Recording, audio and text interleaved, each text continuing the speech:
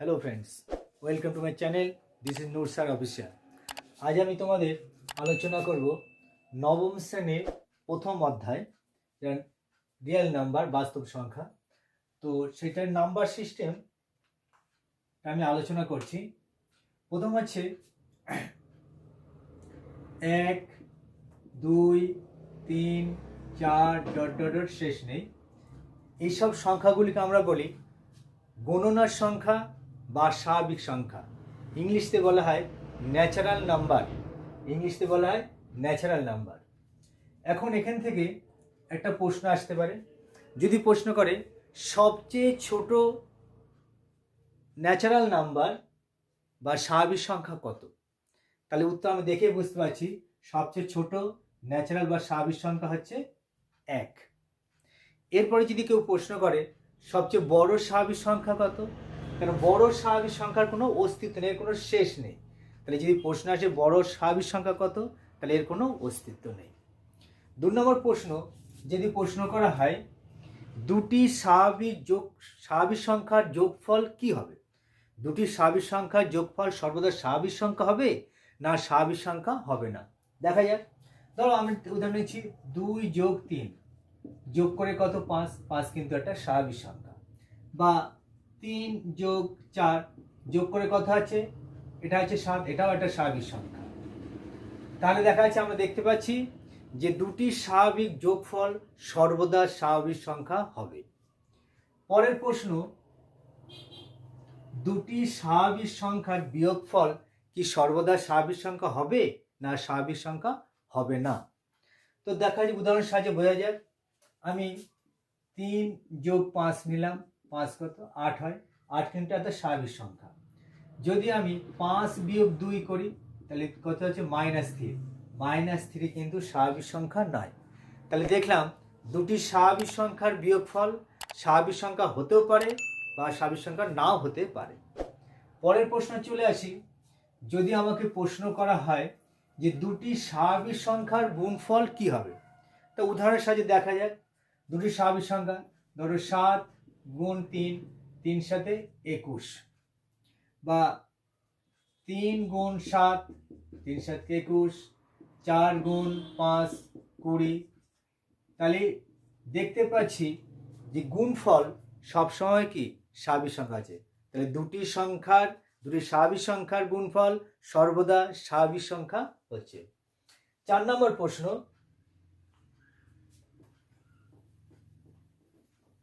দুটি স্বাভাবিক সংখ্যার ভাগফল কি স্বাভাবিক সংখ্যা হয়।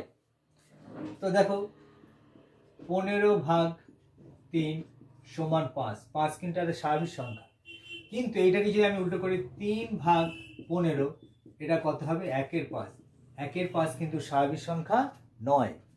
তাহলে আমরা দেখছি স্বাভাবিক সংখ্যার ভাগফল কখনো স্বাভাবিক সংখ্যা হচ্ছে, আবার কখনো স্বাভাবিক সংখ্যা হচ্ছে না। এবার স্বাভাবিক সংখ্যার দলকে মানে সেটকে আমরা কোন অক্ষর দিয়ে প্রকাশ করি, স্বাভাবিক সংখ্যার দলকে আমরা ক্যাপিটাল এন অক্ষর দিয়ে প্রকাশ করি। এবার চলে আসি অখণ্ড সংখ্যা। স্বাভাবিক সংখ্যার দলে যদি আমি 0 যোগ করি, স্বাভাবিক সংখ্যা ছিল কি 1 2 3 4 5 ডট ডট করে শেষ নেই, এর সাথে যদি আমি 0 যোগ করি, যে সেটটা পাবো, যে দলটা পাবো, সেটা হচ্ছে কি একটা অখণ্ড সংখ্যার দল। অখণ্ড সংখ্যা, তাহলে 1 নম্বর প্রশ্ন যদি আসে এখানে যে সবচেয়ে ছোট অখণ্ড সংখ্যা কত, আমরা দেখে বুঝতে পারছি সবচেয়ে ছোট অখণ্ড সংখ্যা 0।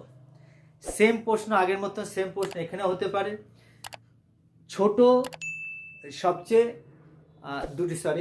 দুটি অখণ্ড সংখ্যার যোগফল কি সর্বদা অখণ্ড সংখ্যা হবে, ইয়েস অর নো। তো দেখা যাক, 0টা নিয়ে কাজ করি। 0 যোগ 5 ইজ ইকুয়াল টু কত 5, 5 অখণ্ড সংখ্যার মধ্যে পড়ছে। বা 0 যোগ 0 ইজ ইকুয়াল টু 0, 0টা কি অখণ্ড সংখ্যার মধ্যে পড়ছে। তাহলে দুটি অখণ্ড সংখ্যার যোগফল কিন্তু সর্বদা স্বাভাবিক সংখ্যাই হবে। বিয়োগফলটা কি হবে দেখা যাক। দুটি অখণ্ড সংখ্যার বিয়োগফল, তা বিয়োগফল আমরা নিতে পারি, ধরো 5 বিয়োগ 3 ইজ ইকুয়াল টু 2, দুইটা হচ্ছে অখণ্ড সংখ্যা, কিন্তু 3 বিয়োগ 5 ইজ ইকুয়াল টু কি -2, -2 কিন্তু অখণ্ড সংখ্যা নয়। তাহলে দুটি অখণ্ড সংখ্যার বিয়োগফল কখনো অখণ্ড সংখ্যা হতে পারে, আবার কখনো কি অখণ্ড সংখ্যা হবে না। গুণফল হলে কি হবে? দুটি অখণ্ড সংখ্যার গুণফল কি হয় দেখো উদাহরণের সাহায্যে। 5 গুণ 0 ইজ ইকুয়াল টু 0, অখণ্ড সংখ্যা। 3 গুণ 5 ইজ ইকুয়াল টু 15, অখণ্ড সংখ্যা। বা 0 গুণ 4 ইজ ইকুয়াল টু 0, এটাও কি অখণ্ড সংখ্যা। তাহলে দেখছি দুটি অখণ্ড সংখ্যার গুণফল সর্বদাই অখণ্ড সংখ্যা হবে। এবার চলে আসি ভাগফল। দুটি অখণ্ড সংখ্যার ভাগফল কি সর্বদা অখণ্ড সংখ্যা হয়? উদাহরণ নেওয়া যায়।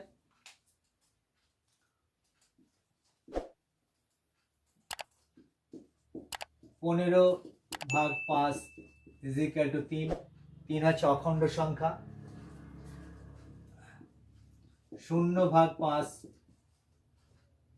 0, অখণ্ড সংখ্যা, কিন্তু 5 ভাগ 3 5/3 এটা কিন্তু অখণ্ড সংখ্যা নয়। তাহলে দেখতে পাচ্ছি যে দুটি অখণ্ড সংখ্যার ভাগফল কখনো অখণ্ড সংখ্যা হচ্ছে, আবার কখনো অখণ্ড সংখ্যা হচ্ছে না। এবারে চলে আসি, এর আগে একটা প্রশ্ন, অখণ্ড সংখ্যার দলকে আমরা ক্যাপিটাল ডব্লিউ দিয়ে প্রকাশ করি, যেটা যে হোল নাম্বার। এবার আসি পূর্ণ সংখ্যা। এই অখণ্ড সংখ্যার দলে যদি আমি এবারে ঋণাত্মক সংখ্যাগুলো যোগ করি,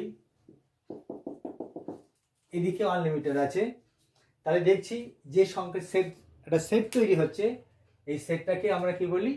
পূর্ণ সংখ্যা। পূর্ণ সংখ্যার দলকে আমরা জেড অক্ষর দিয়ে প্রকাশ করি। কোন অক্ষর দিয়ে প্রকাশ করি? ক্যাপিটাল জেড অক্ষর দিয়ে প্রকাশ করি। এবার যদি এখানে প্রশ্ন করা হয় সবচেয়ে ছোট পূর্ণ সংখ্যা কত, এর কোনো অস্তিত্ব নেই, কারণ এদিক শেষ নেই, ছোট শেষ নেই।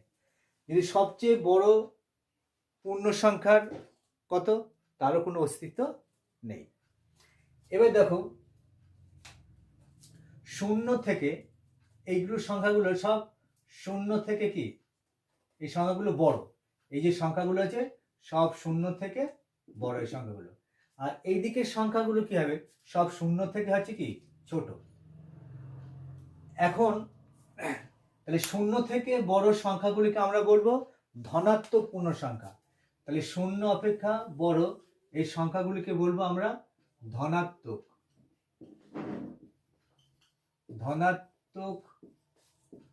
পূর্ণ সংখ্যা। আর 0 অপেক্ষা ছোট এই সংখ্যাগুলিকে বলবো ঋণাত্মক পূর্ণ সংখ্যা। আবার সেই 4টে প্রশ্ন আসা যাক। দুটি পূর্ণ সংখ্যার যোগফল সর্বদা কি পূর্ণ সংখ্যা হবে? দেখা যাক। -2 + 5 = 3, এটা হচ্ছে কি পূর্ণ সংখ্যা। 0 + 0 = 0, এটাও কিন্তু পূর্ণ সংখ্যা। -5 + 0 = -5, এটা হচ্ছে পূর্ণ সংখ্যা। তাহলে দুটি পূর্ণ সংখ্যার যোগফল সর্বদা পূর্ণ সংখ্যা হবে। দুটি পূর্ণ সংখ্যার বিয়োগফল সর্বদা কি পূর্ণ সংখ্যা হবে? দেখা যাক। -3 - -2, তাহলে -3 + 2 = -1, -1 কিন্তু পূর্ণ সংখ্যা। 0 - -3, 0 + 3 = 3, এটাও কিন্তু পূর্ণ সংখ্যা। যতগুলো এরকম উদাহরণ নেওয়া যাক, দেখবো সবগুলি কি পূর্ণ সংখ্যা। তাহলে দুটি পূর্ণ সংখ্যার বিয়োগফল সর্বদা পূর্ণ সংখ্যা হবে। এবার দেখা যাক দুটি পূর্ণ সংখ্যার গুণফল কি সর্বদা পূর্ণ সংখ্যা হবে? 0 গুণ 5 is equal to 5 is equal to 0, 0টা পূর্ণ সংখ্যা। 0 মাইনাস 3 ইজ ইকাল টু 0, এটাও পূর্ণ সংখ্যা। 0 ইন্টু 0 ইজ ইকাল টু 0, এটাও পূর্ণ সংখ্যা। 2 into minus 3 is equal to minus 6, এটাও পূর্ণ সংখ্যা। তাহলে দুটি পূর্ণ সংখ্যার গুণফল সর্বদা পূর্ণ সংখ্যা হবে। এবার দুটি পূর্ণ সংখ্যার ভাগফল কি পূর্ণ সংখ্যা হবে? এখানে উদাহরণ নিলে দেখা যাবে দুটি পূর্ণ সংখ্যার ভাগফল সর্বদা পূর্ণ সংখ্যা হবে না। কারণ হচ্ছে দেখো, আগের মতো উদাহরণ নিলে তোমার 10 ভাগ হচ্ছে 2 ইজ ইকাল টু 5, এটা হচ্ছে কি পূর্ণ সংখ্যা। কিন্তু 2 ভাগ 10 করলে কত হবে? 1/5, বা 5 ভাগ 3 এটা করলে কত হবে? 5/3। তাহলে এই দুটো কিন্তু কি পূর্ণ সংখ্যা নয়। তাহলে দুটি পূর্ণ সংখ্যার ভাগফল সর্বদা পূর্ণ সংখ্যা হয় না।